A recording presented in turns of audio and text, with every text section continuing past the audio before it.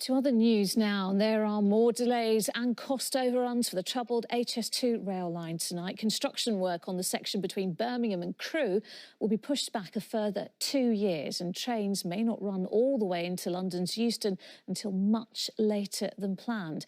Well, the Transport Secretary blamed soaring inflation, which has added billions of pounds to the costs. Well, here's our consumer editor, Chris Choi, with the details and the reaction. Today, work rolled on building Britain's new high-speed rail line. But now the timetable has changed in a fundamental way. This isn't just an engineering marathon, it's also a huge financial challenge. And at this signage factory in Crewe, they want the long-promised connectivity and growth of HS2, and they want it without delay. The plans that we have for HS2 coming here will obviously be delayed, and that means that we perhaps won't grow as quickly.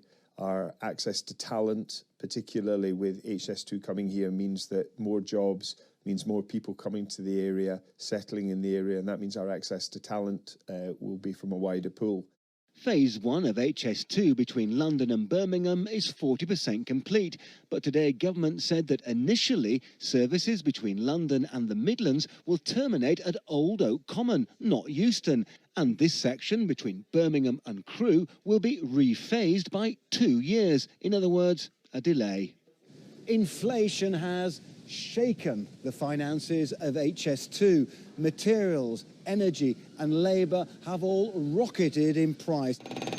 Now, redesign of HS2's Euston station on cost grounds means high-speed trains will only reach Old Oak Common, around 6 miles north of the capital, leaving passengers to connect with slower services for an unspecified time.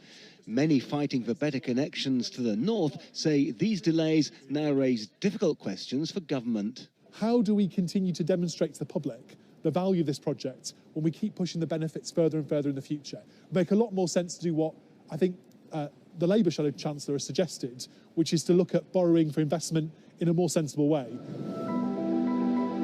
Tonight, the government supporters are calling this a refocusing and say £3 billion will still go into transport. I think this makes some sense because I think it is a good idea to complete one phase first, see how that works, and then commit yourself to the next phases. A decade ago, HS2 was estimated at £37 billion, but current costings have reached around £100 billion. And now the line that's designed for passengers saving time must now also focus on saving money. Chris Choi, ITV News.